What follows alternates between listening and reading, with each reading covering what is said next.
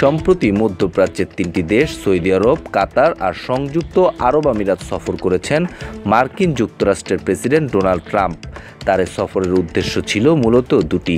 তার প্রথমটি হলো আন্তর্জাতিক পরিমণ্ডলে এই বিশ্বাস তৈরি করা যে আমেরিকা ফার্স্ট নামে যে নীতি তার প্রশাসন গ্রহণ করেছে তা শুধু আমেরিকানদের জন্য নয়, একই সঙ্গে গোটা বিশ্বের রাজনৈতিক অস্থিতিশীলতা ও অর্থনৈতিক অগ্রগতির জন্য মঙ্গলকর। তিনি আশা করছেন যে আমেরিকার বহু মিত্ররাষ্ট্রের জন্য এ নীতি অনুপ্রেরণা যোগাবে।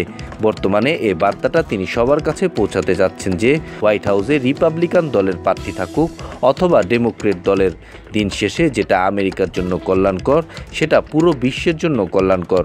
এ নীতি বাস্তবায়নের লক্ষ্যে তিনি বেশ কৌশলে অগ্রসর হচ্ছেন।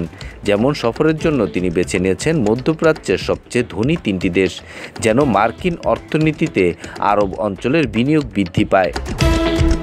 মধ্যপ্রাচ্যের আঞ্চলিক রাজনীতিতে ইসরায়েলের ভূমিকা এবং অবস্থান। সফর শুরুর আগে ট্রাম্প কিছু সিদ্ধান্ত নিয়েছিলেন যা স্পষ্টতই ইসরায়েলের প্রধানমন্ত্রী বেনিয়ামিন নেতানিয়াহু এবং তার সমর্থক গোষ্ঠীর জন্য ছিল অস্বস্তিকর। তার মধ্যে উল্লেখযোগ্য হল তেল আবিবকে উপেক্ষা করে হামাসের সঙ্গে ওয়াশিংটনের সরাসরি আলোচনায় অংশ নেওয়া, ইয়েমেনের হুতিদের সঙ্গে সমঝোতায় গিয়ে চুক্তি স্বাক্ষর করা এবং ইসরায়েলের নিরাপত্তা নিশ্চিত না করে ইরানের সঙ্গে পারমাণবিক শক্তির আলোচনায় অংশ নেওয়া।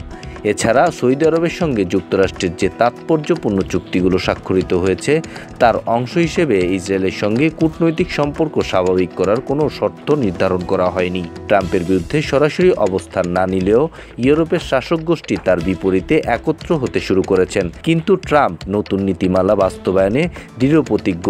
বিশ্বের অন্যান্য নেতাকে আসন্ন ধাক্কা সামলানোর জন্য প্রস্তুতি নিতে হবে, বিশেষ করে ইসরায়েলের প্রধানমন্ত্রী বেনিয়ামিন নেতানিয়াহুকে।